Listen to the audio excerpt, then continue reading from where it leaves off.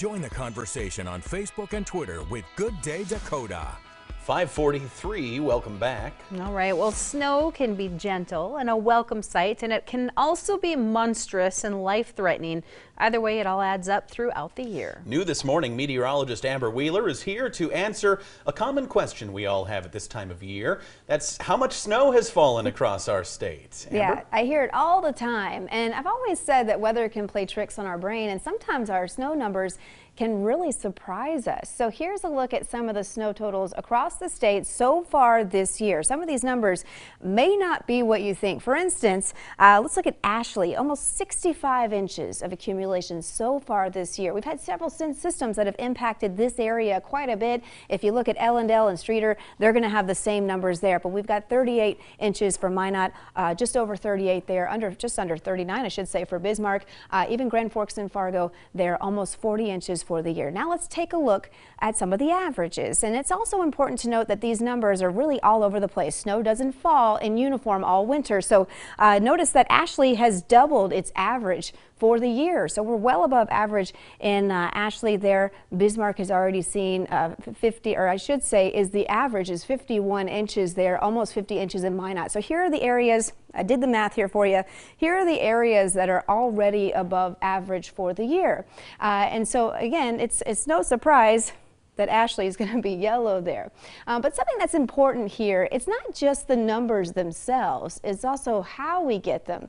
Getting consistent and accurate snow reports is vital to what we do.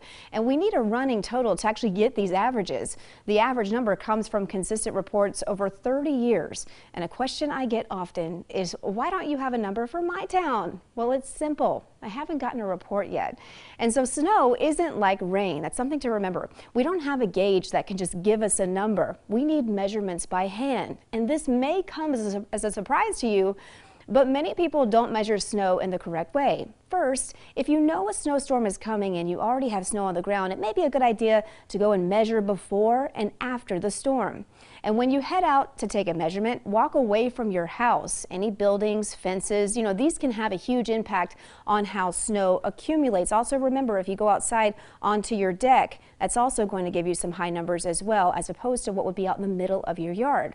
Now, it's as simple as at this point just taking a ruler or a yardstick and just measuring actually several locations. Sometimes it just takes 2 or 3.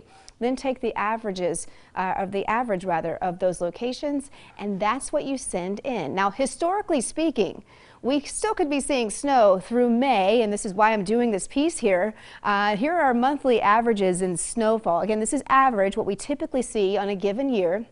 And as you can tell, guys, we're not out of the snowiest months just yet. We still have to get through March here.